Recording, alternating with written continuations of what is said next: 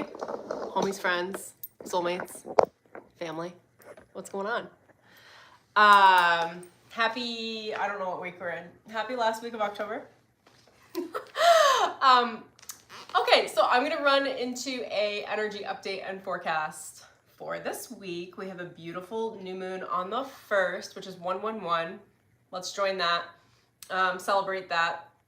I'm excited to hear what themes are gonna come through actually, because like I don't know. It's been interesting. So before I jumped on stream, the Akashic records are like, all right, you ready to go into the hive mind? And I was like, throw me in, coach. Like, I'm here for it. So I am in the Akashic records of the conscious collective of light workers. Or y'all are like me, shadow workers. We do it all. If you want to work the light effectively, you got to be able to handle the shadow too. I mean, it's like hand in hand. It's like self-defense and martial arts, you know, in order to create context for the light. Protect your light. Anyway, what's up? If you're new, my name is Stormy Calder. I am a shaman, a psychic medium, an Akashic Records practitioner and reader. Really, a superb coach. I am the high performance coach, life and personal branding coach that you didn't know you needed. And when you work with me, you'll get it.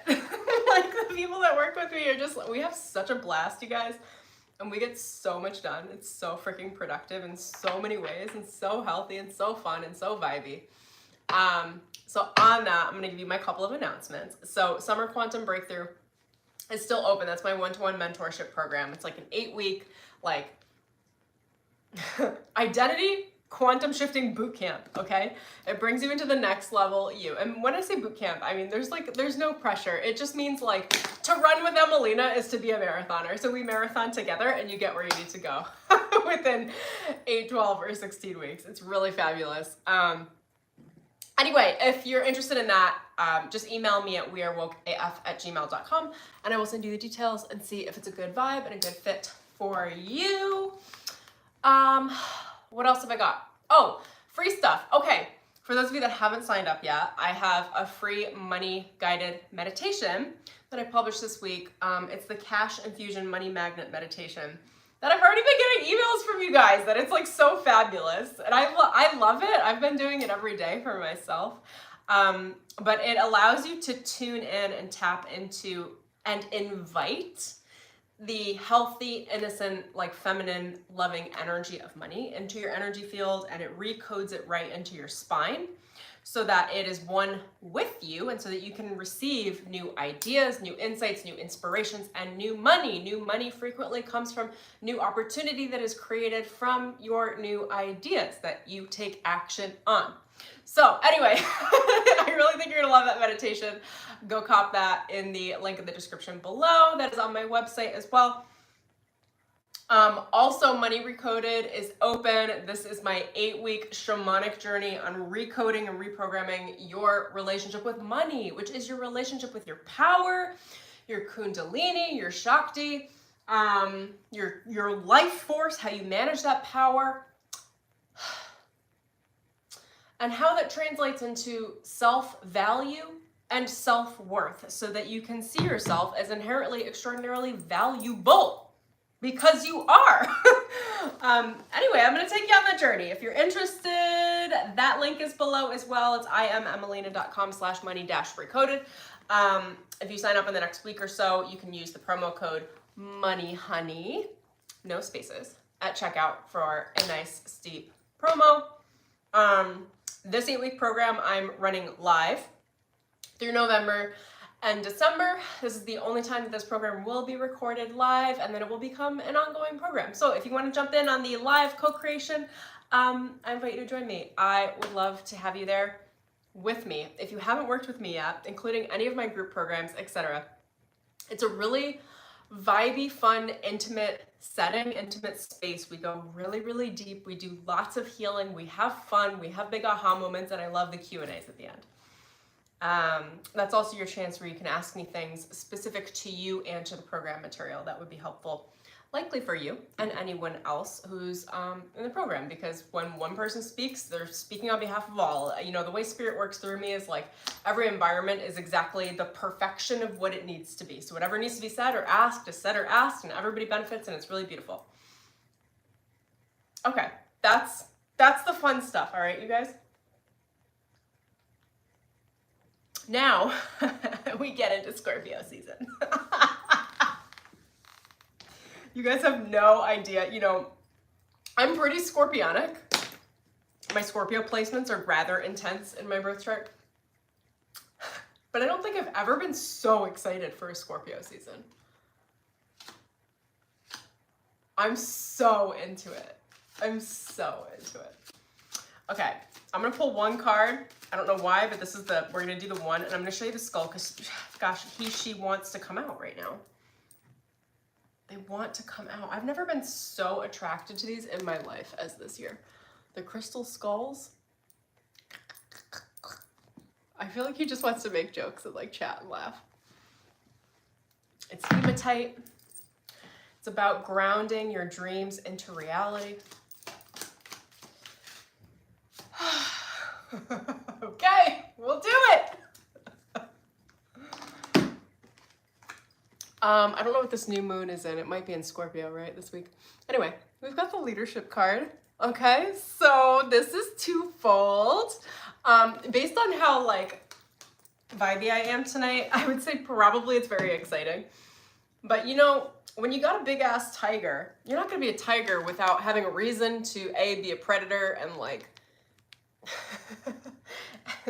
and B, when you're this big like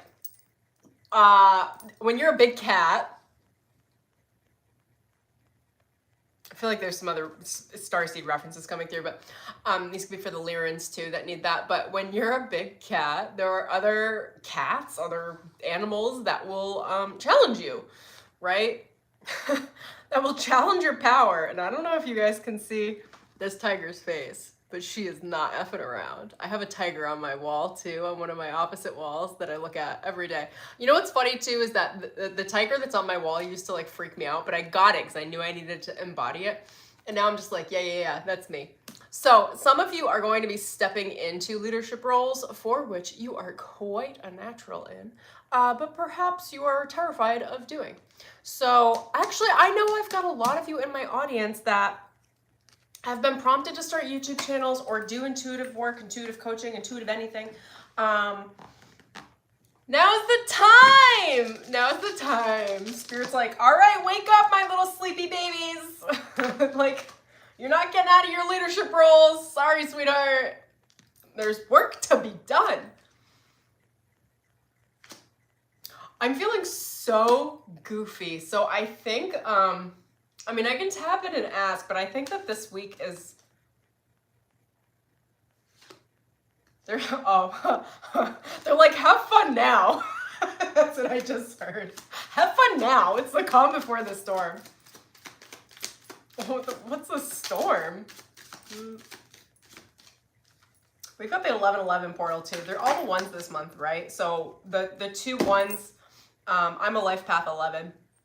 Like the two ones, if you're a life path 11, are the highly spiritual paths, highly spiritual life paths, which I don't know if they're going to say this, but it's like brace for impact. Oh, I heard that earlier today when I was meditating. I'm hearing that again, brace for impact. 11, we think is like, oh, spirit number, like cute, fun, vibey, which is the way that literally I was not like this before I jumped on this stream. This is the energy right now. It's like, oh my god, so vibey. And what they don't tell you, what spirit doesn't tell you, is that 11 is actually like, you better buckle your seatbelt because we're about to throw you around like a freaking rag doll. You guys, I'm gonna have, maybe this will be a theme now, I don't know. I'm gonna have a stream at some point where I really like dig in and tell you what it means to be a spiritual practitioner when you are chosen to do very deep work. And the joke's on us, man. God's up there like, like, do you know what angel training's like? Do you know what ascended master training is like? Do you know what like prophet training is like? maybe we'll get into this. It's torture. It's torture. I've learned to laugh along the way. But man, the stronger you are spiritually, the larger your spiritual power, the more God tests you. And these tests aren't gentle tests. Like, God, I had this, you know, I know this is all related to the theme, so we'll get there. I had this idea, I don't know if it was naive or what have you, for the longest time where I was like, God is sweet, which she is, he is, right? But I was like, oh my God, God's always looking out for you, like, which, yes, also, truly, but God's a freaking hard ass. Like, God will just like, I don't want to scare you guys away from this, but this is like my experience that I'm finally just, oh, right, that's what I've been going through, okay. When your will is strong, and I have a very, very strong will, as I'm sure some people can imagine, God goes out of her way to break you, to see what will break you. Oh, that's what we're going into. Welcome to Scorpio season. You will be tested. You will not get out of your tests. Now, here's the benefit, okay? Because I heard God come in so strongly today. It was Divine Father, and I don't usually hear Divine Father. I usually work with the Mother archetype and the Goddess archetype as opposed to the God side. Do you guys want me to go into this? Actually, they're redirecting me. They just moved all the energy around in my fields. Okay, hang on, you guys. You're on a ride with me today because I didn't have the themes ahead of time. This spirit that came in was magical power. It's got the dragonfly on the card, which means this is all about like releasing overthinking, releasing the illusions of the mind, cutting through the illusions, being able to see the truth, being able to transform and adapt quickly mentally. Mental transformation.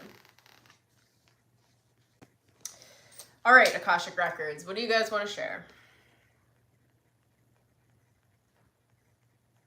Share how much you care about your spiritual awakening. Okay, what exactly does that mean?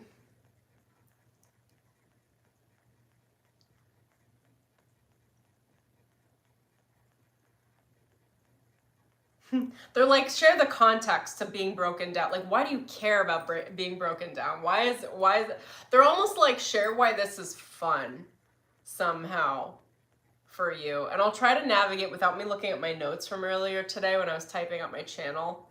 But I had so many breakthroughs today, spiritually, and they were almost laughable. Like, for me, this is what happened. It was almost like I clearly won a level in my simulation, my video game, spiritually. And then like I got out of the level, and today they were like looking back at the level with me, like reviewing how I did through the level. And it was like peeling back the layers of God, like the layers of the universe, and going, this is how the level was constructed. This is why that area was difficult. This is why that boss battle happened. This is why this was also painful. And I was just like chalking it up. I was like, oh, from this side, like I get it. Like, I get why you would try to break someone's will. I get why the universe and benevolent forces would do that. I had just never seen it that way because I had never been on this side of it.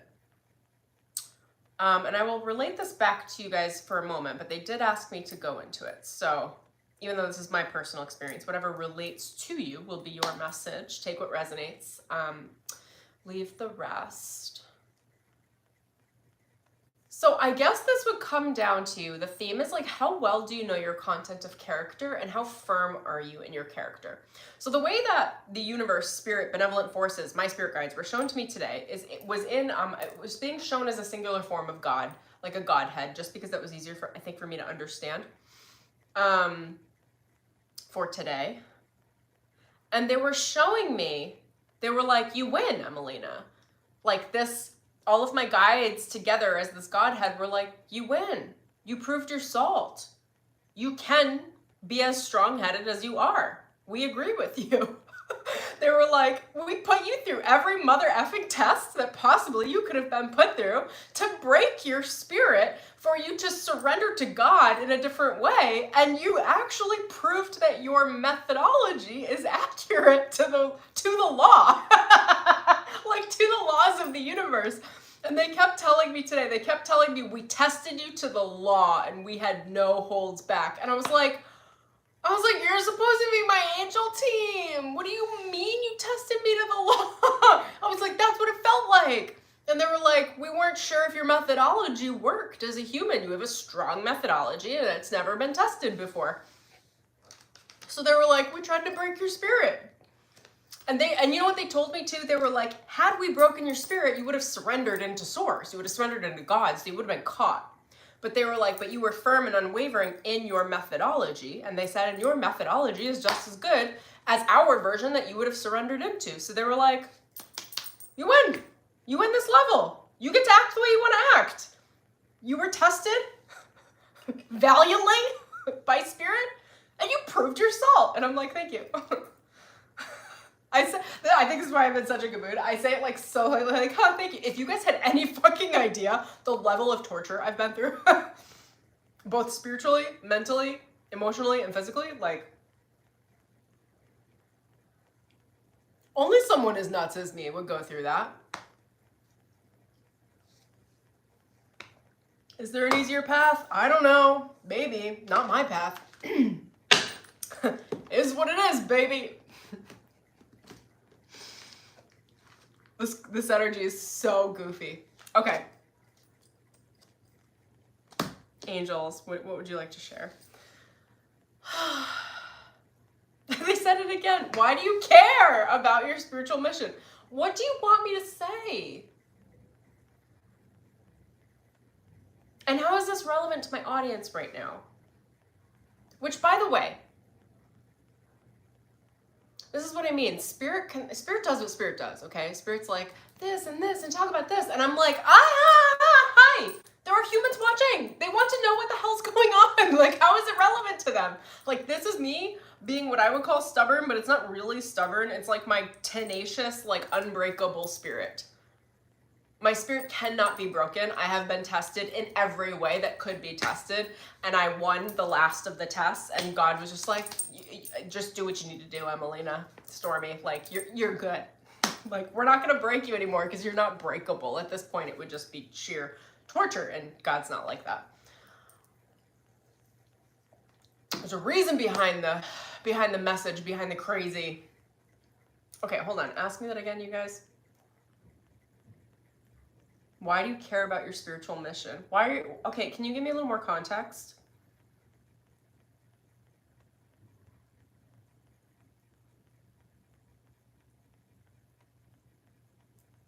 Okay.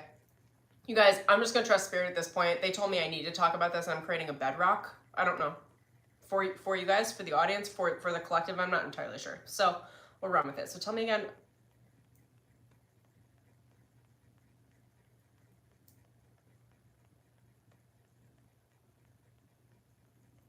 Your spiritual mission is no holds back. Eat or be eaten. Okay, whatever. They're taking me here. We're gonna go here. Wait. What?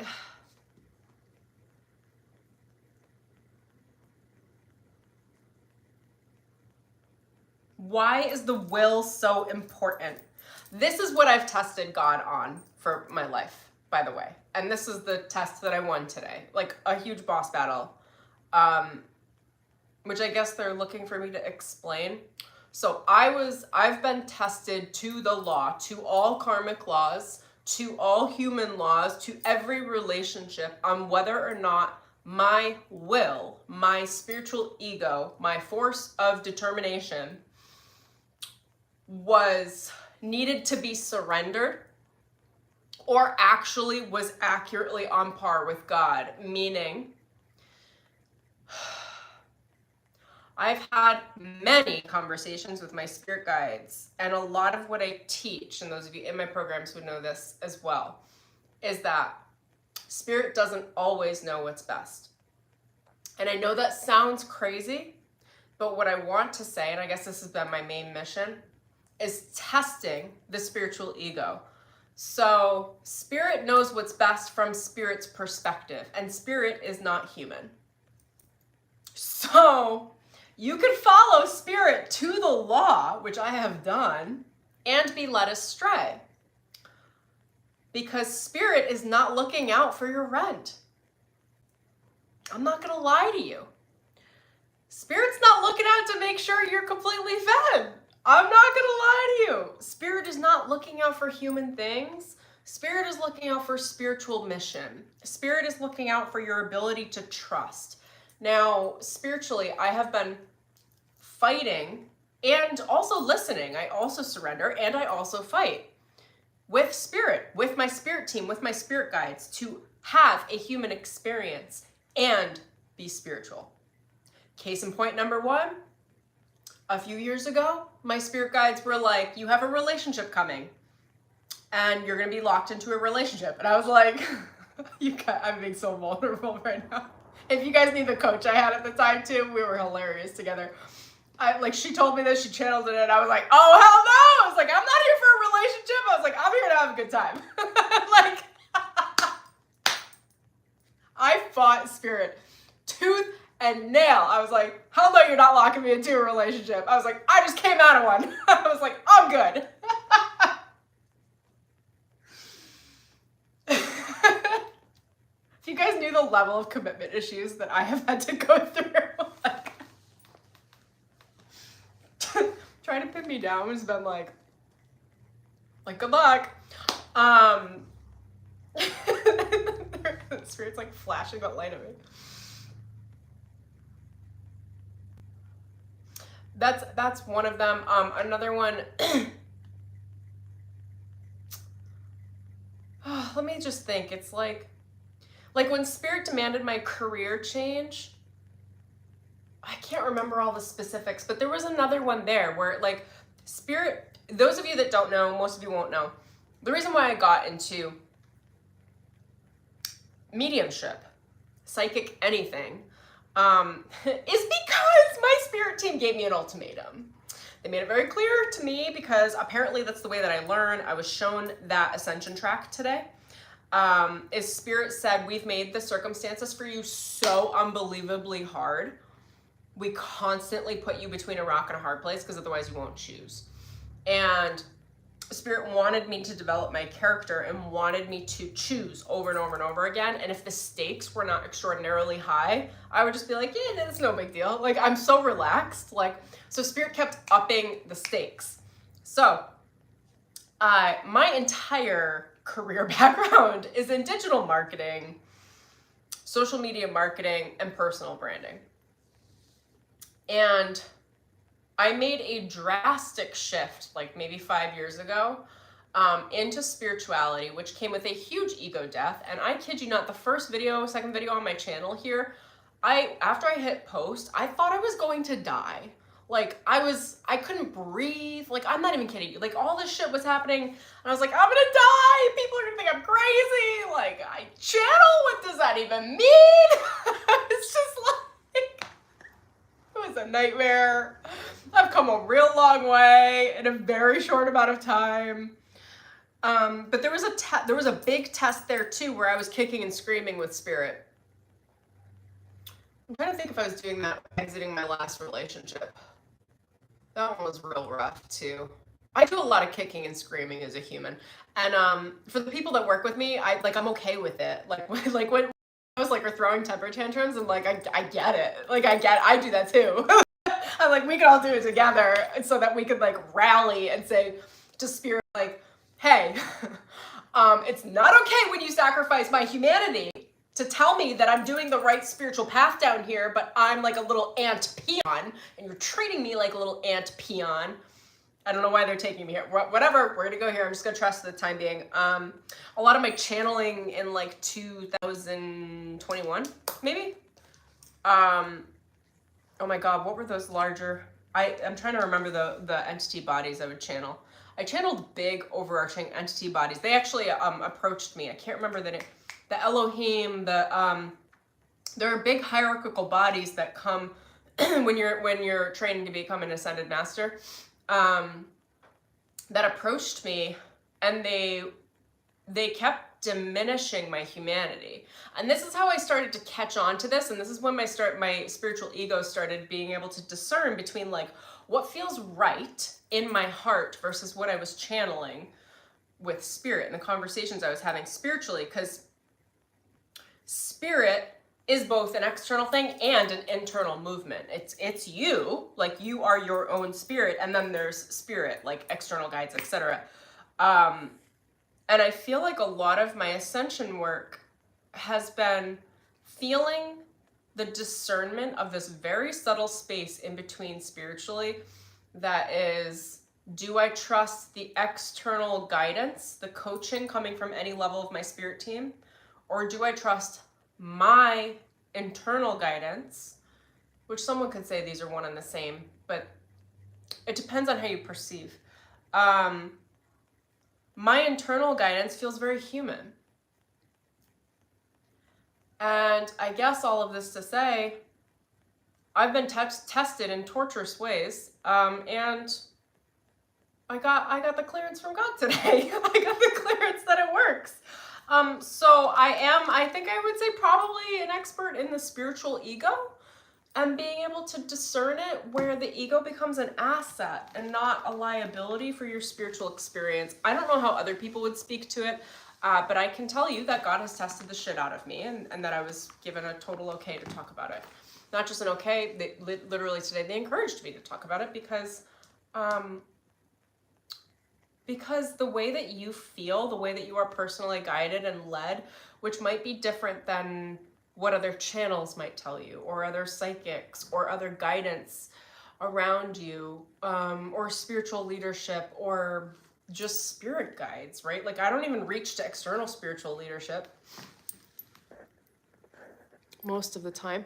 But my spirit guides would often, when I channel, or like the Akashic records frequently are accurate for me, but sometimes they'll tell me things, or my spirit guide team or any of the entities that I channel will tell me to do something specific, and I don't know what percentage of the time I say, go F yourself, you know, I mean, it's like maybe 20%. It's not that much, but it's enough where, let me think about how to explain this. And I'm sorry if I'm running in circles right now, but this is where they've kind of guided me to go. A lot of spiritual practitioners I've met follow source to the law. Like, they're obedient. And I am obedient. I'm not telling you I'm not obedient, but I'm not always obedient. Okay? And I know when to use the difference, and I think that's my magic sauce, and I think that's what people come to me for. Is I'm obedient with spirit as long as it fucking makes sense to the human, okay? Like, which is also why I like to explain things in such a human way, and I really, I love the mental faculty and being able to explain esoteric topics in a way that makes sense at the human level with human examples. And I tell spirit to work that way with me. I'm like, you can get me on board if it makes sense. I'm like, I'm not here for blind trust. I am not a blind trusting type of person. That's a way to get me into a panic attack and frenzy. And I don't know if any of you can relate. I'm sure you can. Probably a lot of people, you know, especially those of us that came through really traumatic upbringings, some serious childhood trauma. Like, you're gonna ask somebody an adult that went through childhood trauma to blindly trust? Sure, if you want to throw us into panic attacks. Yes, say that. So these are the conversations I would have with spirit. I'd be like, no, blind trust isn't gonna work for this kiddo. We gotta work something else out. It's gotta be worked out with like concrete trust. I need little signs. I need lots of trust built up over big amounts of time. If you want me to make a big shift in my life, you gotta show me. I have to be able to build evidence with you, God, spirit, angels, universe, humans as well, that I should actually trust you. Because I'm not making like blind leaps anymore. They're very painful. I'm over it. I'm not saying not to do it, you know, do your own thing. Do what resonates for you. I just know that what works for me is the safe route. And it is typically the route that people that went through a lot of childhood trauma need to take. or that have PTSD need to take, because all of that also scales spiritually. Like if you have PTSD, you're also gonna have PTSD in your spiritual body. So we need to know how to work at paces that are safe. A lot of that pacing just has to do with the mental and psychological development. Like generally speaking, I find, and this is very me. You might not hear this from many other people. This is like my spiritual work. Is that if you can explain something to someone and they understand it, that they will then trust and move forward with it. Like, trusting the universe is so much easier when you understand why things are done a certain way, when you understand the rules. Now, they're asking me to move into a different track. I'm going to tell you guys a little bit about the way that I'm perceiving now. So I am very, just simply, plainly, psychically exhausted because I've had to use my psychic abilities since I was a kid to survive, and they've gotten more and more intense because the spiritual warfare I've been through has been, again, torturous, very, very intense. So I've had to work my psychic abilities in a really, really strong way. Now, I am now just kind of entering a blind trust territory, but it's not really blind. It's that I realized, and I'll be sharing both perspectives with you guys as we keep going. I'm going to continue to build up trust and explain how to gain trust with the universe, with God, how to build up evidence for why you should trust your spirit team and your spirit guides, because that's all really, really, really important. And it's just like a human relationship. And then there's also like what I'm now calling blind trust. Again, it's not really blind because I have tons of evidence that I'm building my trust on. But I'm so psychically exhausted that like I woke up this morning and I was like, you know what? I don't want to read. I actually don't care. I know I'm going to be taken care of no matter what. Can we just turn it off? It's like, can we just turn it off today? Can you just turn it on when I talk to my clients and turn it off the rest of the day? I was like, I don't even think I can mentally handle any more psychic entertainment. Like, I think I'm just like, lead me, God. Like, I am available to be led. I think that's the true definition of surrender.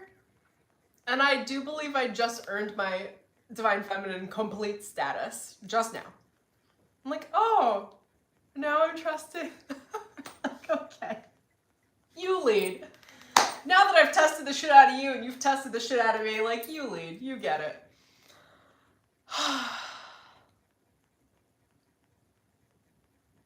When you're in complete trust that you will be taken care of, that you won't be hurt, that you're safe, then it's very easy to allow spirit to lead you.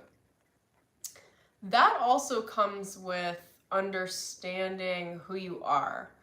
The reason why I feel so safe in this more like blindfolded psychic place, which I can just as easily just decide to read. I'm reading right now, right? The reason why I feel so safe there is because I feel safe as a human. I feel physically safe. I feel like I can defend myself physically. I feel emotionally safe. I've become like an expert in understanding emotional manipulation now.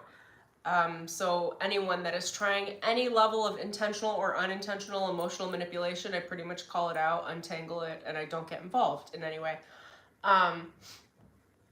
Mental, psychological, and psychically, I feel safe because I know what's real and what's not. I know what's spirit and what's a trick. I know what is fear-based and what is fact. So those are like, that's the structure of my mental safety. And then my spiritual safety, I have trust tattooed on my wrist. I've been through so many initiations. I have so much evidence that shows me that trust is a good strategy. So spiritually, I always feel safe.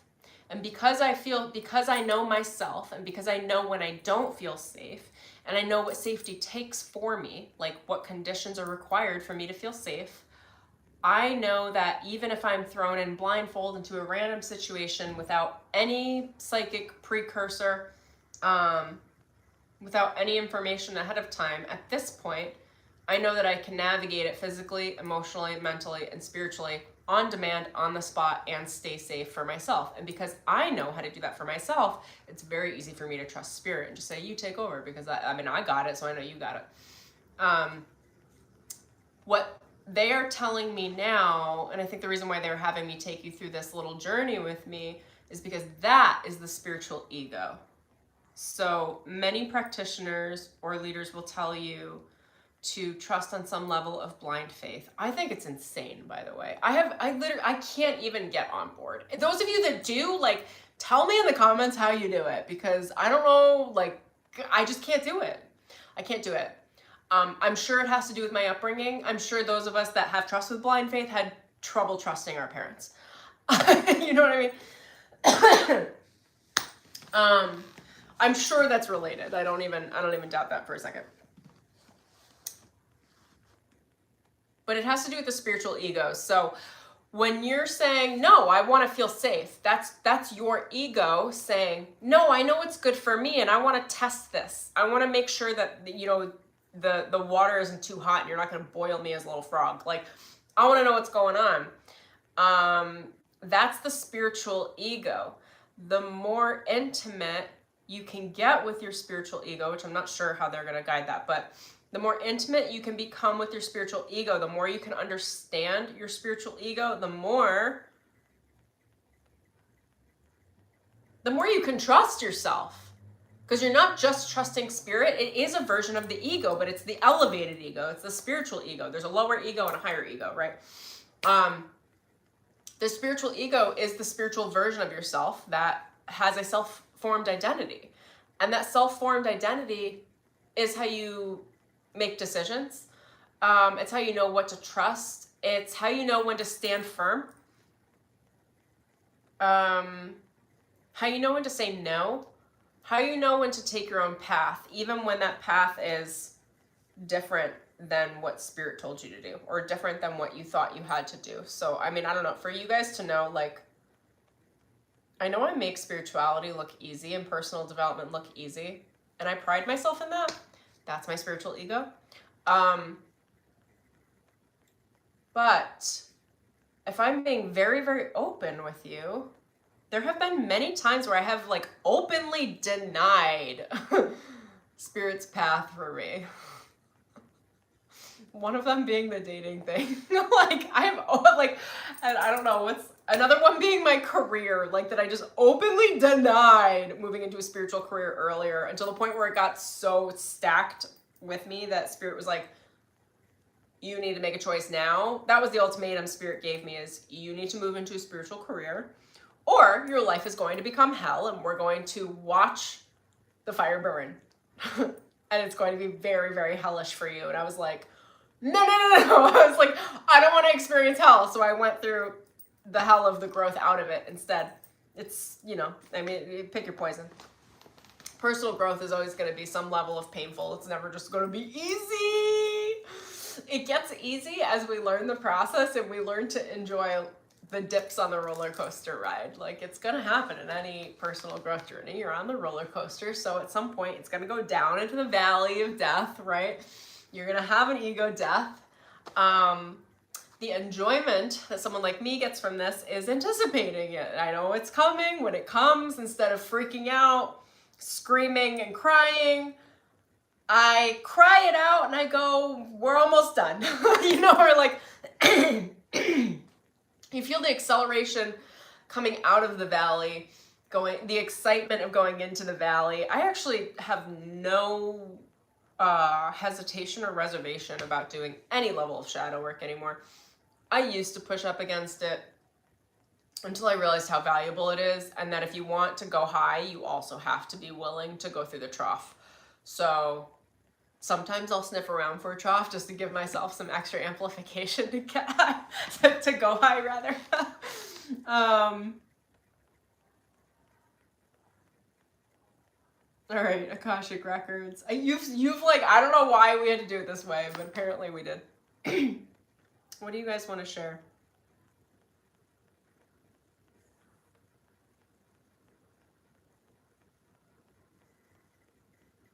Okay, can you explain that to me? They keep saying, how do you care? And I'm like, I don't know.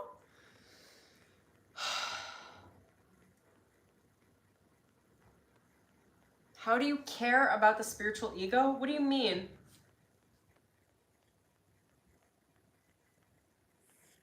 The ego has a negative connotation. They're not going to understand. How do you care? Why do you care about the spiritual ego?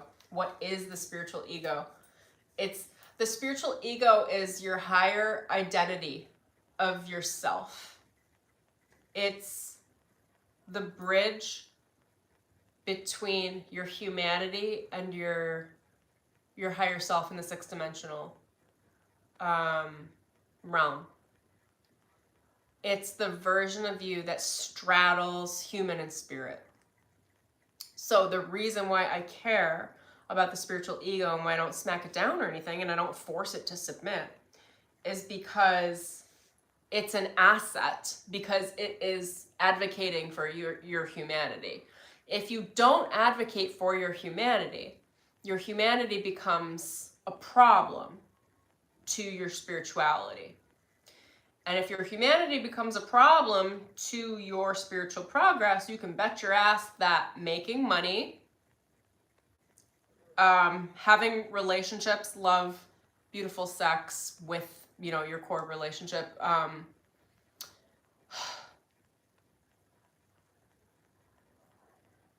power in relationships, career, it'll be a nightmare. It'll be terrible. Because spirit will, and this is why we see like saints go through this, a lot of very godly, priestly people go through this, monks, etc. They have to give up everything. It's because their spiritual ego was forced into submission to God.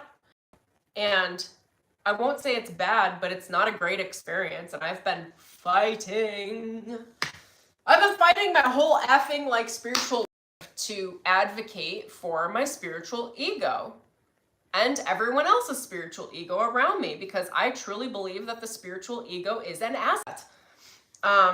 I don't think it's an issue. And not even do I not think it's an issue. God told me today, like all of my spirit team told me today, you win, Emelina, you win, you proved it. You got your PhD in spiritual ego with spirit. Like spirit tested, you guys, I'm not gonna go through it all, but like they told me again and again and again today, Emelina, you have been tested to the law. Stormy. You've been tested to the law. We didn't believe you. Like the spiritual organic matrix, not the standard matrix, but the spirit matrix, didn't believe that a human could handle having spiritual power and an ego at the same time.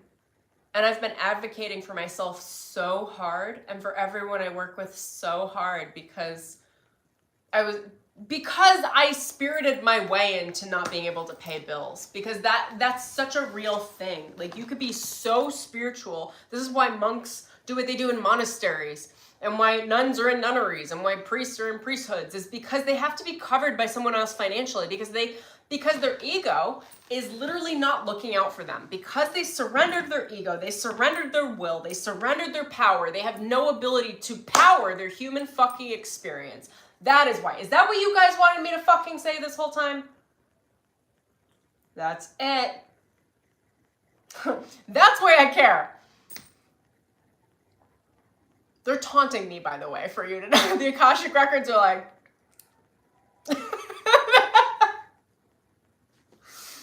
Fine. That's why. That's why your spiritual ego is important. You can, but why fucking do it? Why give up everything it is to be human? Why make the human experience any harder than it is? Please, dear God, just pay your bills. You can be spiritual and pay your bills. And you know what's necessary for that? Your spiritual ego has to be powerful, it has to be intact, and it has to be a little fucking feisty. If it's not, you're not going to have enough grit to maintain your spiritual integrity and be human. And being human means you're in a landscape where you don't just get paid to live. Anyone that identifies with being a starseed, which will probably be everyone watching my channel, just about, you come from other star systems. It is not natural to pay to live. That is a very human thing. It also is on Orion. It's a star system, which is like another 3D reality. It's like our Star Wars system. For those of you that don't know, Orion is Star Wars. I think it's where they base those movies off of, is the Orion star system. So, okay, let me check in. Where do you guys want me to go with this? I wasn't expecting to talk about this today, you guys. I really thought they were just going to strip through some themes. So this is the, okay, well, this is the theme. It's the spiritual ego. So there's heightened awareness around your spiritual ego during Scorpio season. Why is that? It does feel like that. Because the spiritual ego loves death and sex. There's no way around that. It is to be human. It loves money. It wants to advocate for these things.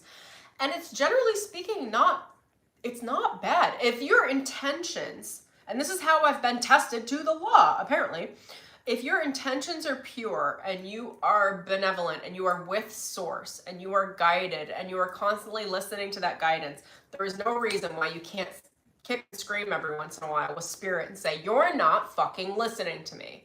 I hear that that's the highest path for you up there looking down here at me, not living in this body, having to pay my effing rent. Spirit. So here, I'm going to take that and I'm going to edit your plan and I'm going to say, but this needs to be paid next week, so this gets handled first, and then I will attend to that. The level of, they're telling me the level of tenacity that takes, and they're telling, this is why spirit has worked so hard to break me, was to see whether or not I could actually, this really is they told me I received my spiritual PhD today, that there was a level of completion spiritually, and that I was put through like a PhD program, which is like, you do have to actually prove your methodology and you have to prove your hypothesis. And for me to do it while living as a human, which I'll be very transparent with you guys, I was given several, I call them exit points, where you can leave the body very easily, like where I would have died. And I didn't take them. In fact, this is where my spiritual ego comes again. Okay, let's just like cheer for me, please. Like, it's been a fucking hard road. Because I fought to be in body. I don't know, I can feel this coming through my heart so strong. They're telling me to talk about a little bit of this. I fought to stay in my body. I have fought and advocated to be human. Like, I literally have been like, you are not taking me up there. I know, do not offer me any more points where I could leave. I don't want to leave. I want to figure out this game board. I want to checkmate your ass, spirit, okay? And I want to tell you that being human's actually pretty awesome if you just let me fucking do it. Like, I feel like that's been my PhD. It's like, again, spiritual PhD, not like, I'm not in school with a real world PhD. Like, I got other things to do. We'll work on this. I don't know. I'll talk about this more as we go, but effectively, I guess my entire spiritual curriculum surrounding being human has been me advocating for human rights, by saying, and I feel like I did actually fight with God a lot, where I've been like, I understand that you think spirituality should be done that way, but no, I'm not giving up everything. And no, I don't think there's anything wrong with shadow. And I think I can do my shadow work and maintain my light. Watch me. Now, again, I've been tested crazy amounts because I don't know that God believed me. So, what do they say? It's not that we didn't believe you. It's that we wanted to test your hypothesis to see if it could be proven with evidence. Now, I'm going to take this to another level, because if we think about spirituality, so I don't think I'm going to go into this all right now, but there are different levels of spirituality, just like there are different levels of development for humans, for children. So the level to which you submit to God, submit everything where you have no will at all, is the childhood of spirituality. It's where most people live. There is, and I guess I spent a good amount of time in this, that teenager phase, that young adult phase of spirituality, which is the like, me and spirit like having fisticuffs. Like, I hear you that I have a curfew, but I really think I need to be at the library studying between this time and this time, and this is when it's open, and this is when I want to do it. I'm saying library, not partying, because again, it's like, that is what my personality was. Like, I don't know, when I was in high school, I would stay up late studying. My parents would be like, what the F are you doing? Come watch TV with us. I'd be like, I have an AP exam tomorrow. Like, absolutely not. I had a crazy life. My point there is that when the intention, it's not ego for the sake of being ego. It's when the intention is to be on a spiritual path, when the intention is benevolence, when the intention is personal and spiritual development, that keeps your intention and your heart pure so that you can do your spiritual work. So if your ego is coming from that place, and again, this is a spiritual ego, not the lower ego. When the spiritual ego is making decisions from that place, ultimately, all of those decisions can be trusted, because if you misstep in a decision, you'll just make a new decision to reroute back into benevolence, back into something that will lead you towards a really balanced spiritual path, which is why I said learning as opposed to like partying, because the intention isn't on partying.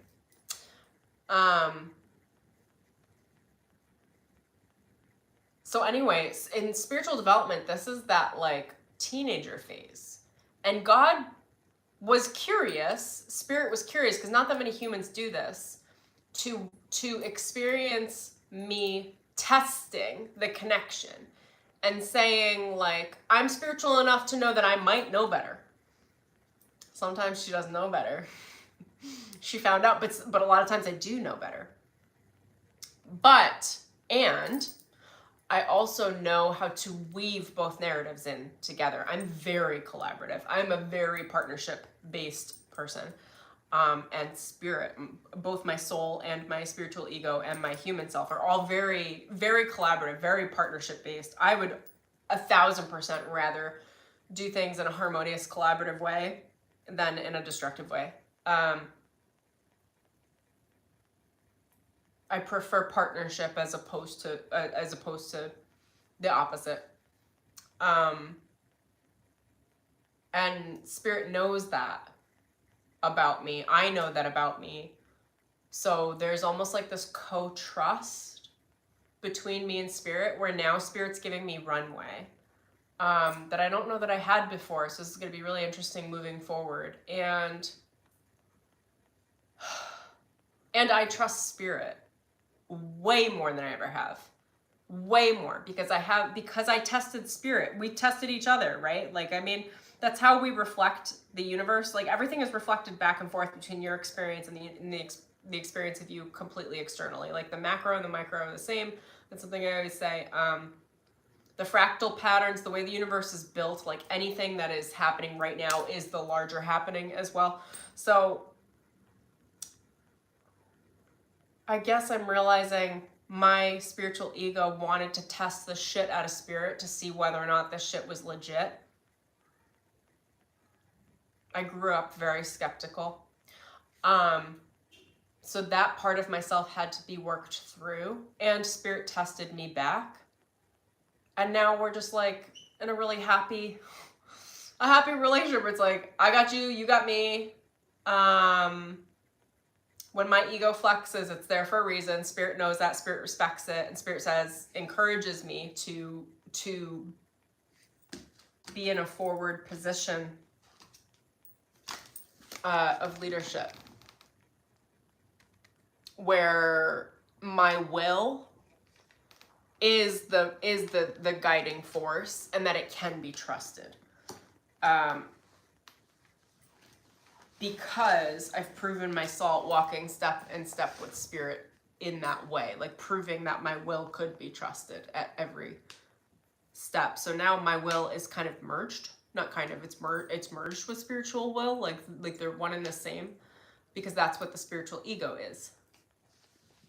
At least for me. I don't know if everyone's is like that. Do you guys want to give a little 2 cents on there?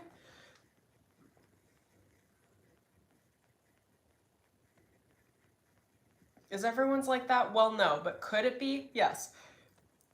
You can choose to align your spiritual ego to God's will and to advocate for your humanity, and to trust when you feel something isn't right, when it doesn't feel right for the human, but it's spiritually led.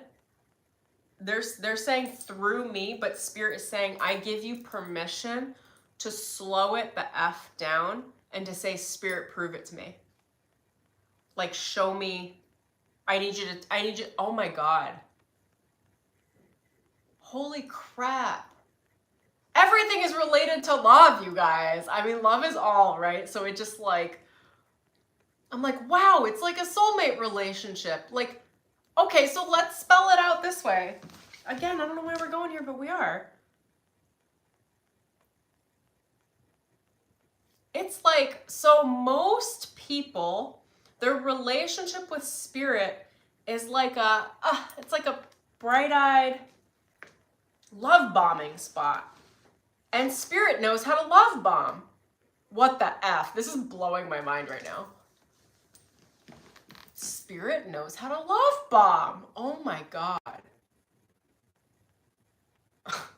No wonder why I've tested this shit out of it. I'm like, don't come here with all that. I'm like, what are the facts? Like, blind trust is almost like they're saying a lot of humans would interpret it as love bombing. It's just like, it doesn't make any sense. It's a chemical cocktail in the brain. You're throwing yourself into something that at the human level could be dangerous. Will God always catch you? Yes, but I can attest, as I'm sure many of you can, when I made leaps earlier in my life that were spiritually led leaps, oh my God, were they painful. Because it kind of was a love bomb. It's almost like our higher selves are just trying to use a carrot and go, there's a treat. You gonna take it? Yeah, move to New York City. I thought that was gonna be a good idea. Oh, it was brutal. The little carrot, they're like, move to California. I moved from Brooklyn to Santa Barbara in the span of a week. I made a decision. I was like, New York, I'm done. We're not doing this negative 30-degree weather anymore. I made the decision. I emailed a celebrity coach. I was like, here's what I can do for you. You should hire me. She called. She hired me. I flew across the country on her plane ticket. Less than 7 days later, with everything that I owned, and which was like in a duffel bag. Looking back from the place I'm at now, I've been in California for almost a decade. I'm like, oh yeah, that's easy, great. No. I remember that experience. It was traumatic. Like, I got on, when I got off the plane in LA, this is why they're saying it's like love bombing, which this entire experience can be softened by listening to your spiritual ego.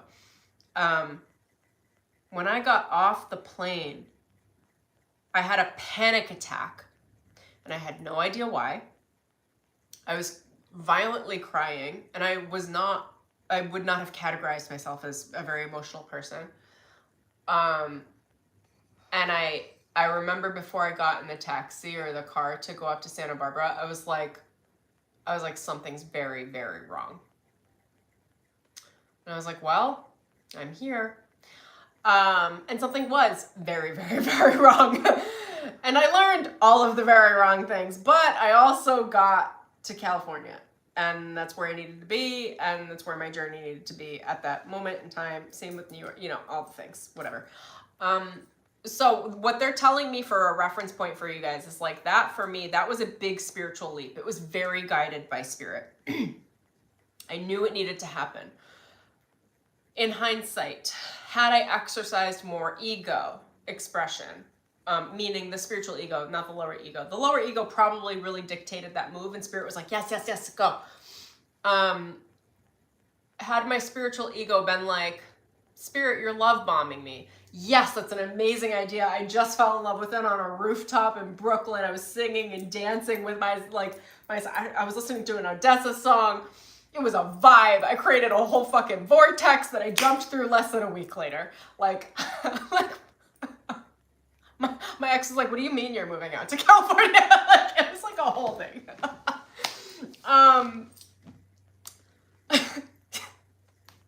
Essentially, it's falling in love. Okay, so like that was spirit seducing me. Okay, I bought into it, and I'm happy I did ultimately. But I don't know if any of you have experienced like narcissistic relationships, difficult relationships, love bombing relationships, but you get swept up, and then it's a nightmare after. So you know the nightmare is coming. What they're telling me is that spirit's actually not that different. This is hilarious. Don't shoot the messenger, okay? So, wow. So you can be swept off your feet by spirit, which is such an exhilarating experience. Every time I've done this, it is, oh, my battery's in. Over here. It is tremendously exhilarating. What other big moves have I made? I've done so many of these in my life. Sometimes they're safer than others, and actually the ones that were safer were the ones that my spiritual ego was more active. Being swept up and falling in love with the idea with spirit and then making the move. I've always been caught to one degree or another, which maybe you guys could attest to in your own lives. But they were really painful experiences. So the purpose of the spiritual ego is to be the adult in the room, to slow everything down and to say, I hear you, spirit, but now I'm going to vet it for the human experience. The human advocate is going to say, perhaps rather than making that jump in 7 days, maybe a 2-month ramp up or 3 months working remotely from home to see whether or not this organization's a good fit before we jump and move across country would be a good idea.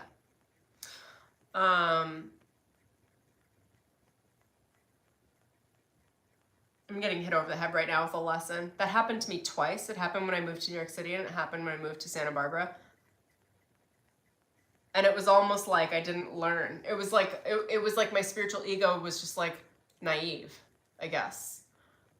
Because I could have advocated harder with the people I worked with. These are very well-known entrepreneurs, by the way. Some of them you guys would know. Where I could have advocated to be working remotely, to build trust, to feel stable before I made my leap. And I guess that's the purpose of the spiritual ego, is to slow the whole thing down and to feel stable and say, okay, we bought into the dream. We bought into the fantasy. It was beautiful, but that's not sustainable love. And spirit is like a soulmate. Like the way that it works, it's a relationship. So it's like, okay, well, what's a sustainable? You slow it down and you say, what's going to make me feel and what's going to make me feel safe? And then you assume that that safety is what spirit wants for you. And then, and that's like the role of the spiritual ego, is to it's almost like an inspection process to make sure that the human is safe through the spiritual experience. And that is why I have tested the shit out of it, and why I truly trust my spiritual ego. My ability to inspect a process and say, I hear you, spirit, and I hear that's the right way, but this is what I need to feel safe at the human level. You know, it's a really important aspect of your spirituality, so that you can feel safe making human moves in a spiritual world. I did say it that way on purpose. Spiritual moves in a human world? No. Okay, Akashic Records, you got any last parting words here?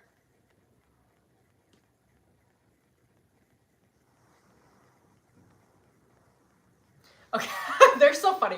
They're like, here's what Emelina needs to say. Stormy needs to say. Take everything I just said with a grain of salt. Because this is my PhD program, my methodology, and my process. It's not the law. What else did you guys want to say on that?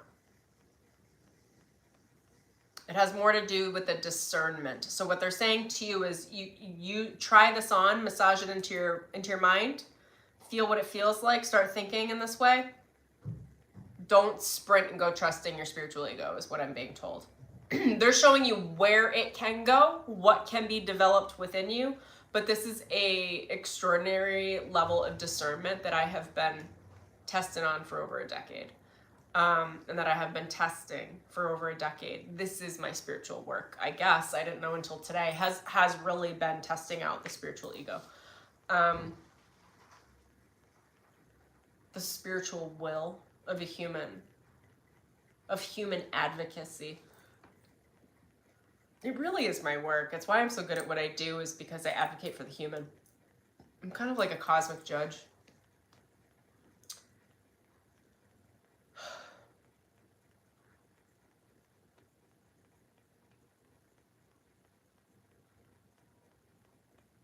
Balance is key.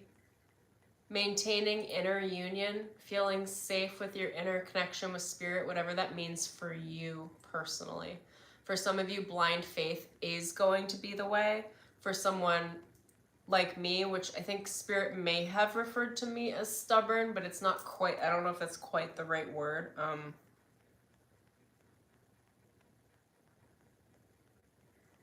What's the real phrase? Resistant to adopting spiritual beliefs based in previous other people's practice, other people's opinions.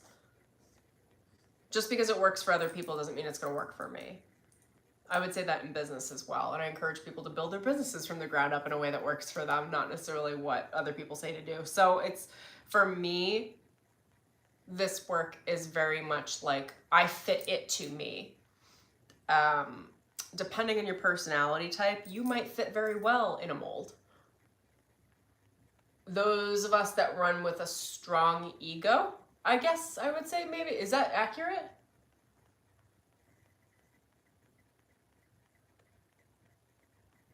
Not strong ego. They're saying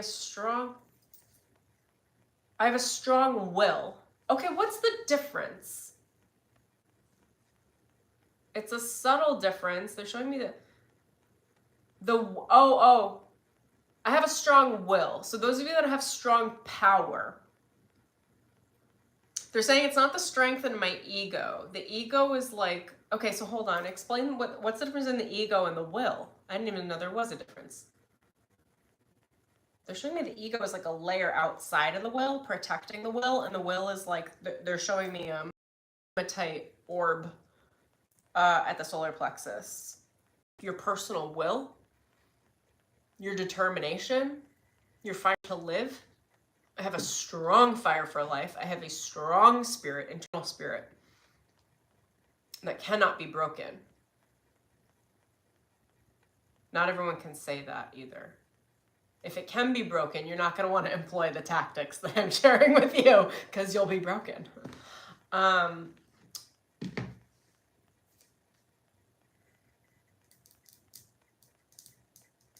They're like, this is food for thought to share a relatable experience with other humans, to give more options, that your spiritual work doesn't have to be the tried and true method of like monkdom, nunneries. You know, like, you can do it your way. Potentially, depending on how much you want to fight for it with God. Okay, so hold on. What's the difference between the ego, this is the lower ego, and the will? Because these are both, the will is, I don't know, I feel like it's really living in the lower chakras.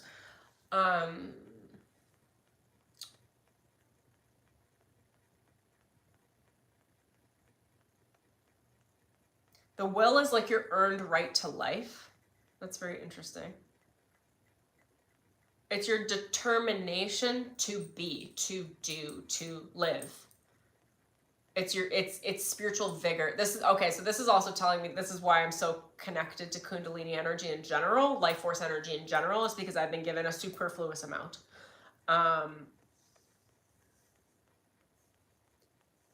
Not everyone is. I know that I had a lot of power as a child, a lot of determination, a lot more than any normal child has. I don't know where it came from. We could say God, like, I don't know. I mean, I kind of know, but I'm not going to explain it. And the difference between that and the ego is the external facade. It's the personality. So one is fuel, like a constant fire. Does that sound right? One is a storehouse of power. The other one is the mask that's placed to get along with others. Okay, I didn't realize they were different. This is interesting. I've been linking the ego and free will together. I thought they were one and the same. So they're not. Okay, so hold on. Let's break that back down. So you said determination. So what's, okay.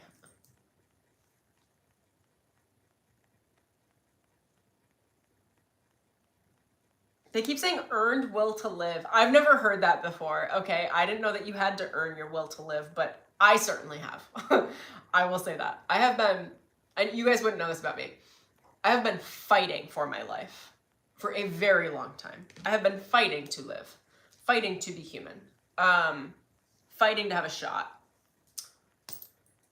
I forget about it sometimes because I'm a little removed from it, but like that is my motivation. I'm here to stay. I have really fought to be human. Like, no, I don't care what those contracts are. I didn't sign that shit. I'm staying in body. Thank you very much. And I'm going to enjoy myself anyway while I'm here.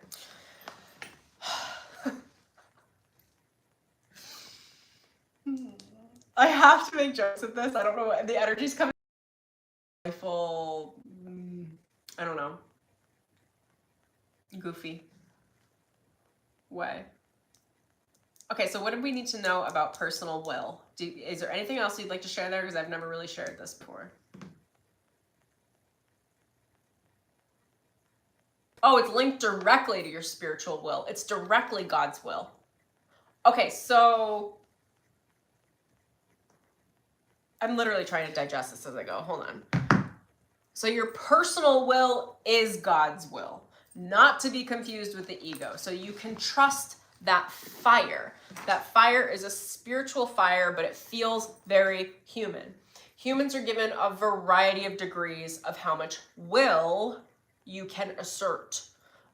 It has to do with your own spiritual fire.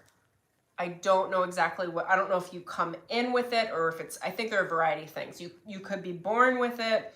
It could be turned on from your DNA.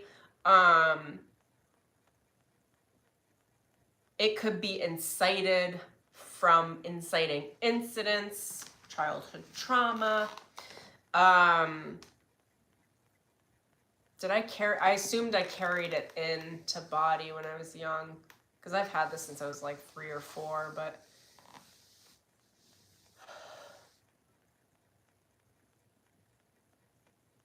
you chose, not only did you carry it into body, you chose this specific, you chose a human experience that would allow you to, God knows I hate this, but that would allow you to draw on that raw power. i.e. trauma. Like, what else is going to create a lot of power? Apparently for me, it's drawing it out of my soul. Okay, so anyway, do we need to go into this in more depth? Are there some concrete advice you guys want to share specifically for my audience around this? Or is this just purely educational?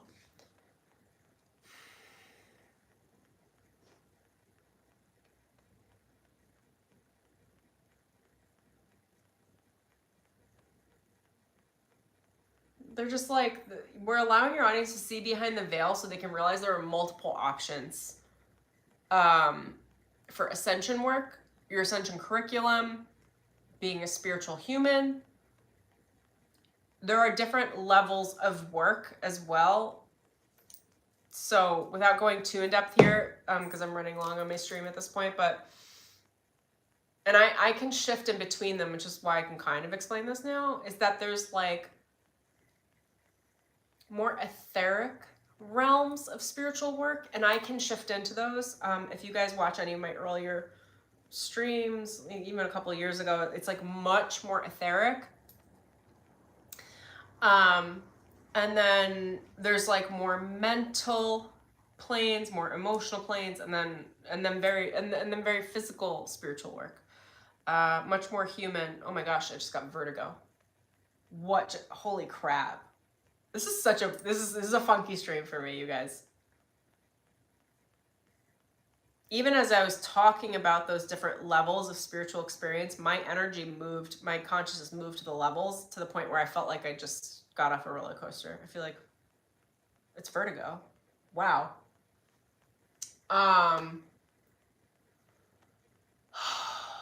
in a very comfortable third gear spiritually right now. So I'm really focused on being the most expansively soulful from my human on the ground self.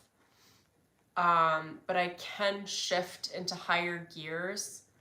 They just require different lifestyle habits. So for anyone that has taken Akashic Records Immersion with me, or anyone that's looking for that at some point, you can email me. That program, when I shot that program, I was running in like what I would call like a fifth gear.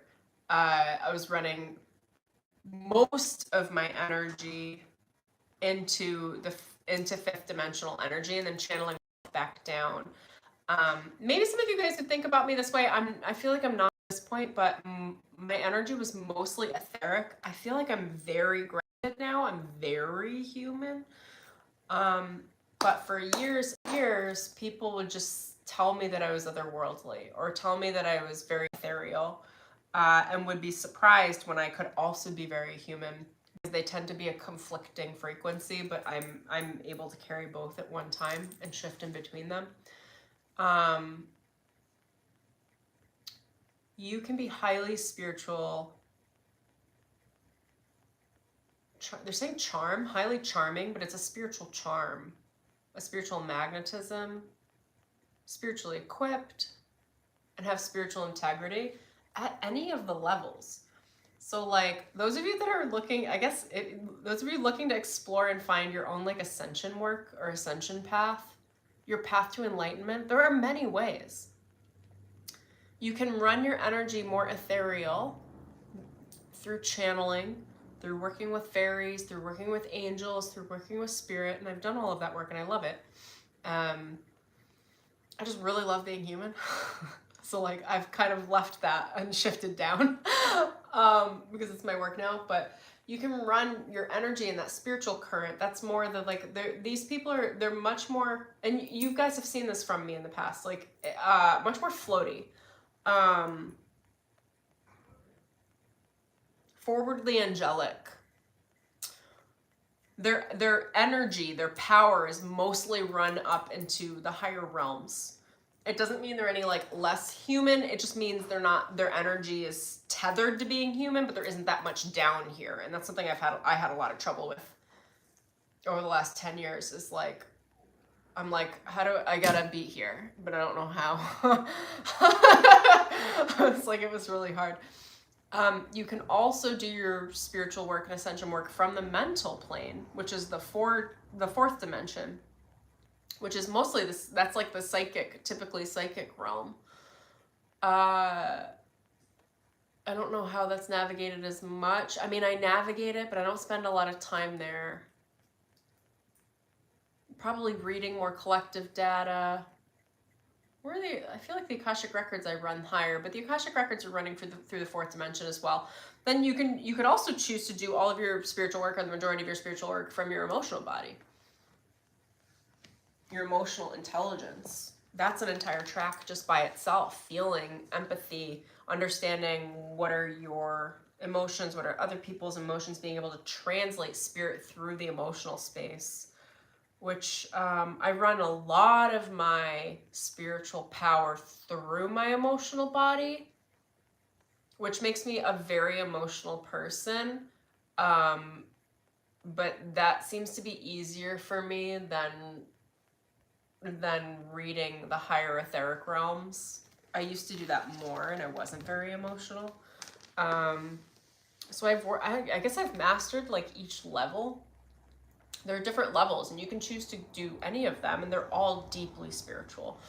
They're almost like training in different martial arts. So like maybe one, I don't know, one is like Hapkido, another one is Jiu-Jitsu, another one is Taekwondo. Like they're all martial arts, they're all wonderful, but they all come with different patterns. Some are better at striking, some are better at grappling and wrestling, some are better at joint locks.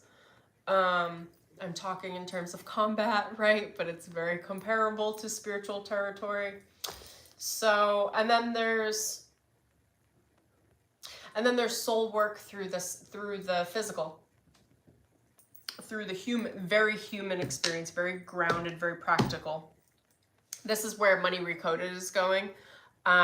It's a fully channeled program, but it's tackling spiritual work at the human level, at the physical level, which again, you guys have heard me say, but it's money, power, sex.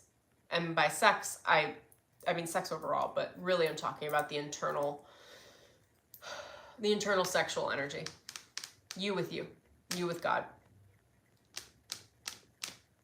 The things that most spiritual practitioners stay away from that are just as spiritual. It just requires a different lens of belief and understanding, a different lens of being able to describe it. And now I'm realizing I think I've developed a program for like all of these things. Okay, so I've got Akashic Records Immersion, which tackles all of the higher realm psychic development.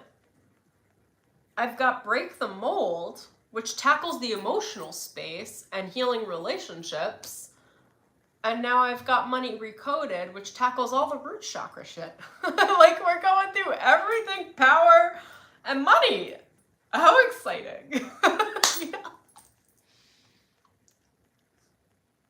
I think Akashic Records covers the mental space as well. So I've got it all covered. All the different ways of navigating a soulful, purpose-filled spiritual experience.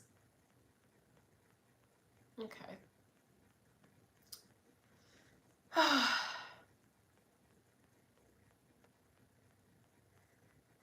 think I'm going to close it out there.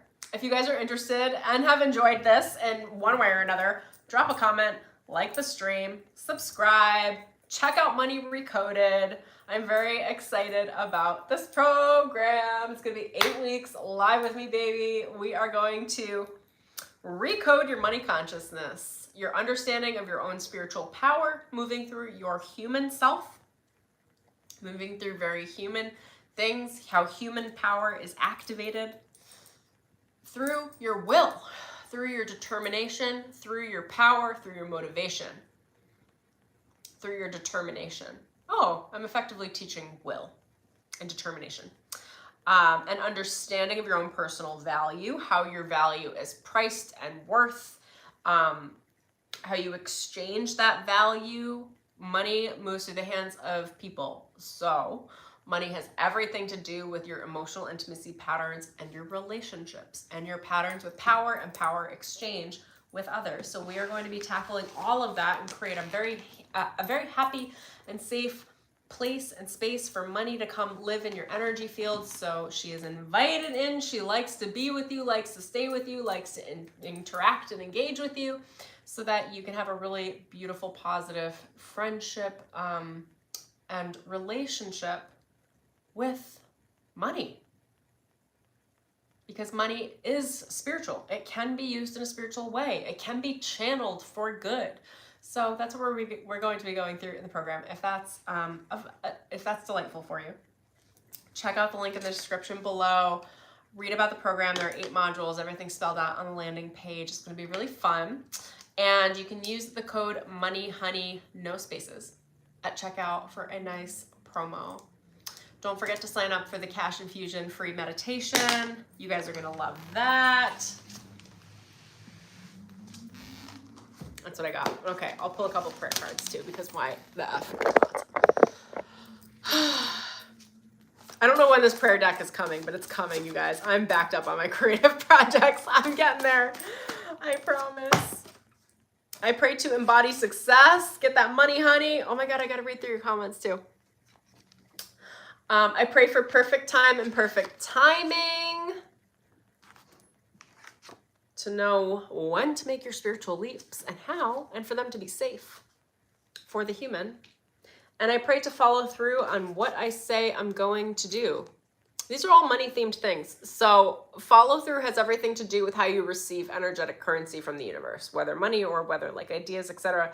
If you don't follow through on what you have said that you're going to do, every time that we have an idea or a project or something that we want to do and then we don't do it, we're sending our energy to that thing, and that thing lives in the quantum as like a sphere of energy, and it collects energy. And the longer we take to accomplish the things, the more energy they take away from us. And that energy comes back to us when we complete it, when we accomplish it, when we take action. So I pray to follow through on what I say I'm going to do, is specifically bringing awareness to completion. When you complete things, when you follow through with action, Spirit frees up energy for you to receive, generally speaking, money, ideas, creativity, things that can easily turn into money. That's what I got. Okay, I'm gonna read your comments real quick. Thank you guys for joining me. It took a little while, but a bunch of you jumped in. We got 8 people in here. Some of you are gonna have to go back and watch. The Audacious Soul. You're the most interesting spiritual teacher I've found, and you're able. You're gonna make me cry. You're gonna make me cry on stream. You're always able to give me new knowledge. That's incredible. Thank you so much for watching. I'm happy to. You know, I've been put through the ringer spiritually with my original talk. So I have to speak from my experience. Ah, that's so beautiful. Thank you so much for saying that. It feels good to be seen. I'll tell you that much. Most of the stuff I like for years would just keep quiet. it's been hard for me to fit in most of my life because I'm like, I can't talk about this stuff. People think I'm nuts. And then God gave me YouTube. I'm pretty happy about it. It makes me feel loved that I can share things. Jennifer, that resonates so much, makes a lot of sense. Amazing. I'd be curious to hear your thoughts on spiritual gifts relating to the ability to manipulate elements with your mind. I don't know exactly where you're going with that, but I would say that is alchemy. Depending on how you're using it, but that sounds like alchemy. And I think I do that relating to the ability to manipulate elements with your mind. I'm trying to think. I think that's how I navigate power mentally. That is elemental by nature. It's like I don't know. How would I explain how I do this? It's how I do energy work, actually. It's making decisions, being able to see the energy, and then there is a manipulation behind what I'm doing with the energy, using my will and my determination to change the energy of whatever the thing is. I'm always working with divine will as well, not for that to be confused with like what I would call sorcery. Shamanism can go a number of different ways, you know, like it could be working with raw power for the sake of working with raw power, which is not what I do. Or you could be manipulating the elements collaboratively with divine will. That's always something I'm saying. I can't even tell you guys like how much I say this. Like I'll make an active decision and put my will behind it, but because I have so much power, I know that can override other wills, whether spiritual or otherwise. And I say like daily, I'm like, feel free to override my will at any point. Like I tell God all the time, I'm like, you have full permission to override my will, but this is what I'm going to do. And I'm like, but you have full permission. If it needs to be overridden, just hit that override switch and I will not complain. I'm like, I don't know any better. I do know better a lot of time, but still, it's like, give it back up to spirit, you know, and spirit lets me run with my will. And then when it needs to be overridden, I'm told like, hey, your decision was overridden. I'm like, okay, no problem. I get it. I can't find anyone else out there who has new information. Everyone else is repeating the same info, and it's refreshing to know there is more. Thank you. Yeah, you know, I get it.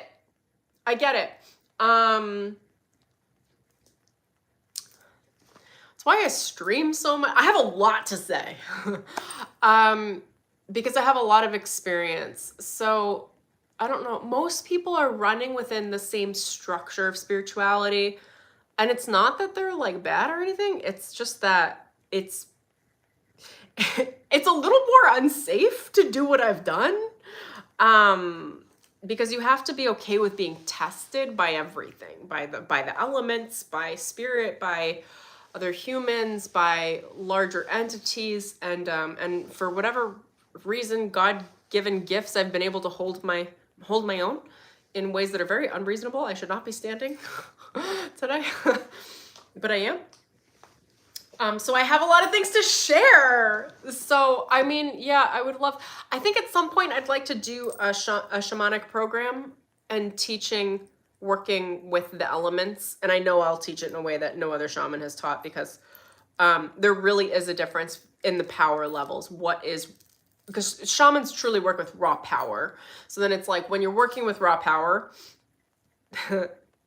there's not necessarily rules or regulations. So you can have pure anarchy, like you can have total chaos.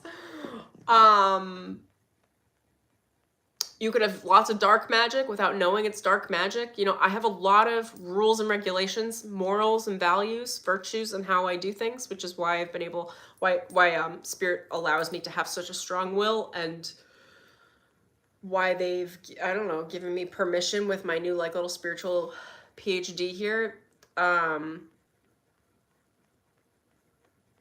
don't know where I'm going with this. I feel like it's premature to teach this, but the Akashic Records like asked me to jump in on stream with it. So we led with it. We're here with it. I hope it was enjoyable. Any thoughts on the consciousness of water and communicating with it to receive personal divine info? Yeah, totally. Oh my God, you could totally divine with water. I was doing that with the ocean yesterday. You can divine with just about anything elemental. So for water, I don't know if you have access to an ocean. I was looking out on the ocean and I was looking at the waves and the crest of at the horizon level, and I was hearing her. The ocean is an entity type. Water is the spirit of water, the guardian of water. You can speak to the guardian of water, ask for water to speak with you, to give you information. You can place even, I haven't done this, but I think this would work too. You can place water in a bowl, pray over the water, and then ask the water to speak to you. There's certainly a consciousness behind it. And it is a raw elemental. Just make sure you're aligned with, I'm going to have to do a whole program on this, you guys. I'm like, just make sure you're aligned with divine will. Make sure you're aligned with your own spirit, your own higher self. And you'll be good. But yeah, I would check that out. Golden light energy with the trees is a big thing coming in for you as like, Dylan, like earthwork, working with the earth element. Do you think water would deliver messages from me to someone else for me? Sure. If you want to go about it that way. It's like, it's an entity type. So, I mean, you could speak just to source directly or to the water. It depends where you're led. I like working with the ocean spirit. But you also have to remember when you're working with elements, I would say, you know what? Here's what I'd say. Do what you feel guided to do. And just make sure that your higher self and your oversoul is present and running the show, just to give you guardrails on your consciousness, so you don't get into anything weird. Weird. I'm not going to go into. When we're working with the elements, something like water, you can be like, oh, water is beautiful, it's still, it's nurturing. Water could also be violent. You know, it depends on, every element has both a shadow and a light, just like every human, just like every entity type. So it's just like, as long as you're calling in your higher self and then doing your work from the place of your own connection to yourself, you'll be in a really safe space.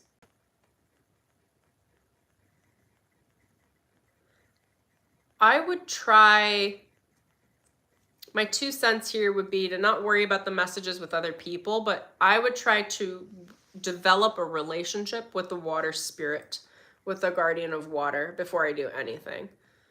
Because it's kind of like you're picking up a phone line and being like, send this message. It's like that water spirit can do whatever. You know, it's like, depending on if you've got fairy elementals and stuff hanging on, like, I don't know. I would develop a relationship just like any other relationship to feel like you have something safe and reliable to work with, you know, so that you can understand the spirit before you go asking it to do things. That's what's coming through clearly for me right now.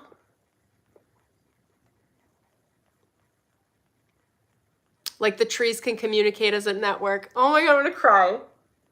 I've done so much work with the trees. I could talk about that for a sec. Yes, the polarity is so present. Thanks for that explanation. Absolutely. Thank you for asking. Oh my God, on the tree network, I'll give you guys a little story and then I think we're gonna close out for the night. Okay, so actually the tree network, the trees in the country have saved me in a number of different occasions. I was in Sedona, I don't know, 2020, maybe? I don't, somewhere around there. 2019, 2018, I don't know, somewhere around there. And I had a real crisis. And I was at the top of one of the vortices. And I was talking to a tree, because I'm a channel. I'm a shaman, I'm a channel. This is before I knew I was a shaman. I thought it was just normal to talk to trees, you know? So I was talking to this tree, and I told the tree what I was going through.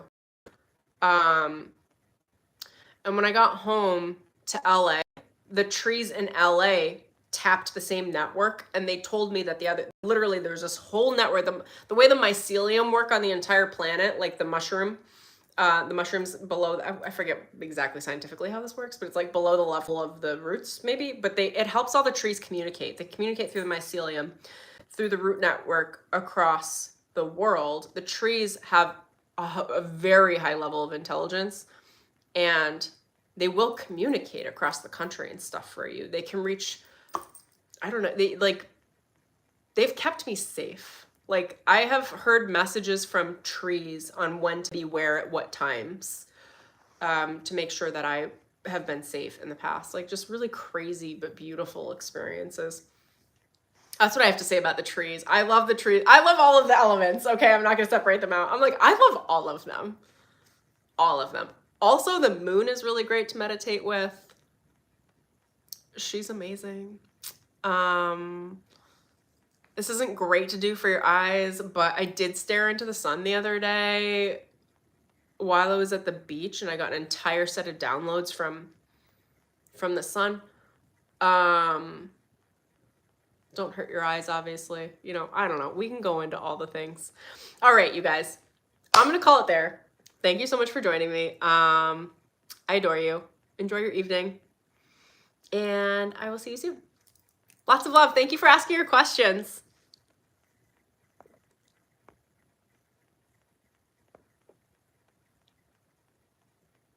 Oh, wait, Dylan, let's hear it. I was reminded when you mentioned once to ask the spirit for acceptance. Ask the spirit for acceptance of the water energy. Yeah, just ask. You just want to check in with them, because they're relationships, just like everything. And if you just knock on somebody's door and you're like, hey, let me in, they're like, who the F are you? Like, spirits are kind of the same way. Just like develop a relationship, you know? Alrighty, I'm gonna end with that. Thank you. See you guys soon. I would love that. I have to talk so much on these. I'll keep going. We'll talk about the tree experiences. Alrighty, lots of love, you guys.